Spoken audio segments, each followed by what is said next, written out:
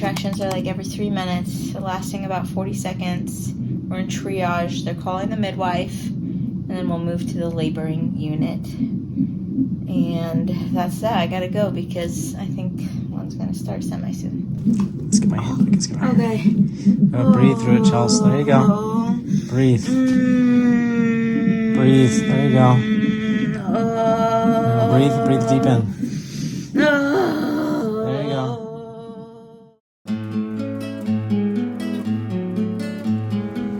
All right. What's your name and occupation? My name is Chelsea Evans, and I am a social media content creator. Give us the summary of the last 36 hours, or the last 48 hours. It's been 48 hours since I started having contractions. So what happened was we were at home. Well, I had a membrane sweep at 4:10, and then we went home. I made some dinner, took my everything shower because I figured if anything were to happen, I want to be clean and have fresh hair for a baby. And then ate a whole box of macaroni, and it was delicious. And around 7:15, Dan went to work to take a phone call, and I felt my first, what I thought could be a contraction, decided to time it, and by 7:30, the contractions were 3 minutes apart, very consistently. All right, it's 8:55. Contractions are coming every 3 minutes or so. I don't know if this is the real thing, but if it is, it was fast and quick from the membrane sweep. No, like 10-minute contraction thing. Yeah, fast and quick. So I called Dan up to help me get through the contractions. I had to breathe through them and started needing some counter pressure around 8 p.m. Basically, we're deciding if we needed to go to the hospital or not at this time. It was pretty consistently 2 to 3 minutes apart for over an hour now, and I was still not quite convinced this was real because it started so suddenly and so close together, but we figured better to be safe than sorry, and we headed to the hospital. All right, Chelsea, where are we? We're in the car on all fours. Yeah. Why are you not have seatbelt on? Hopefully I'm in labor. This isn't it. How do you turn this stinking mirror off? That's freezing. This isn't it. I'm gonna be pissed. My parents were driving home from Big Bear and happened to be passing right by our house at the same time that we wanted to go to the hospital. So I wanted counter pressure in the back, so my mom, just like last time, unexpectedly drove us to the hospital, and Dan sat in the back of the car and put pressure on my back. We arrived at the hospital. I was taken into triage, was found to be 5 to 6 centimeters dilated. Woohoo! And I was really just hoping for at least 3. Being in triage is the worst because they make you lay on your back for 20 minutes to get a good tracing of the baby and your contractions, so you can't really do much for your contractions through those. All right, this is Chelsea's contractions. See that big peak? That means it really hurt a lot. And then she had a little rest, and there's another peak. So it's kind of nice. I know when she's contracting too. That's cool. But they said I was staying, we were good to go, and then they moved me to labor and delivery, where obviously had more contractions. And by 11:30, or at 11:30, I got the epidural. So probably around 11, I decided I want the epidural. I was 7 centimeters at that point. So that was the scariest part. Like, Yeah, the epidural was not easy. He had to do it twice. It was painful, and trying to get through a contraction while having an epidural and staying very still is also not easy. And then I have a video footage of me putting on makeup because I was like, well, I'm not sure how long it will be. They rechecked me again and I was 8 centimeters, but so I thought I had a little bit of time.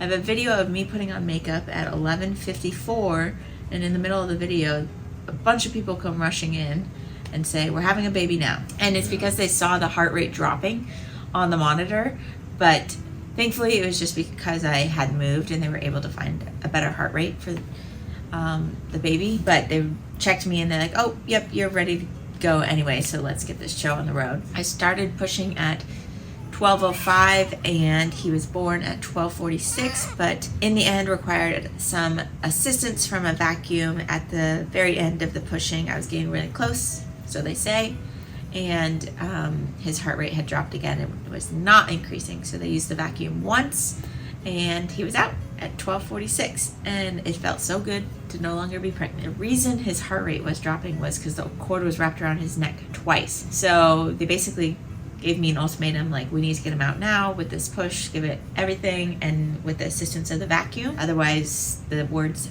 C-section were mentioned. And that's when you really pushed. And that's when I got my shit together and said, okay, let's do this thing. What preparation are you glad that you did prior to the baby? I did a lot of preparation for this baby as far as research goes. I had a ton of back labor with my last baby, and I did not want that this time. So one of the biggest things I prepped my body for was potentially back labor and how to get him to flip, because this baby was sunny side up, as we knew from ultrasounds. And so the biggest things were like moving during a contraction and in between contractions. And I think that helped get like things going, or get things like moving quickly, because between each contraction I made sure to do hip circles, stayed on all fours during contractions, and did some lunges. Start to finish, from first contraction to baby being born, 5 hours, which I think is pretty good. Who knows, maybe my dates and my raspberry leaf tea, though they're probably hocus pocus, maybe it helped me dilate faster. You had a lot of various tools to help you during pain. Which ones did you think worked the best when it came down to it? I had a lot of tools to help me through the pain. A giant bag of tools of my toolbox for pain. Unfortunately, I didn't get to try them all out. I really wish we tried the TENS unit. Me too. But we didn't get to try that. I used heat and ice, and both of them like worked. I used ice in the beginning. No, I used heat in the beginning, and that was helping. And then we moved to ice, and it kind of made it feel numb in a good way in my back. It put it on my back, and that was really helpful. And I also wish I put music on sooner, because I think that would have helped, like headphones. Couple the ice with the pushes. Yeah. Oh yeah, but like I had Dan put ice on my back, and then the counter pressure push into the ice on my back, and that really helped. Being on all fours was really the only way to relieve some of the pain and pressure. I think from my perspective also, when you were on all fours, I was able to put as much pressure on. Because you're up high, I'm just pushing, but when you're on all fours, all my weight is on your back. Mm-hmm. And so it's much easier. I think I could put more pressure because you're on all fours.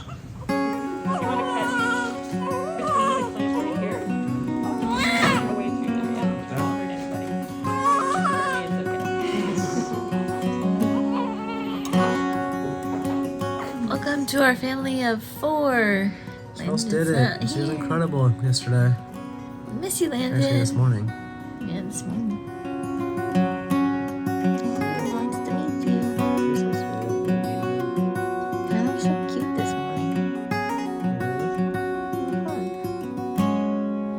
Alright, we're just over, it's almost been 36 hours since I've given birth. This is what my tummy looks like. Got the nice undies on. We're getting ready to go home and meet Landon.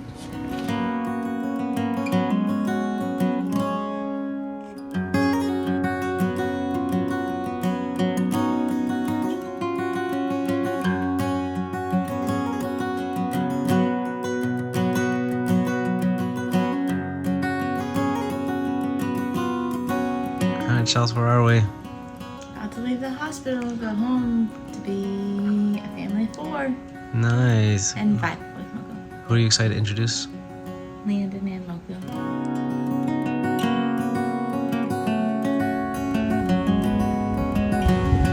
Okay.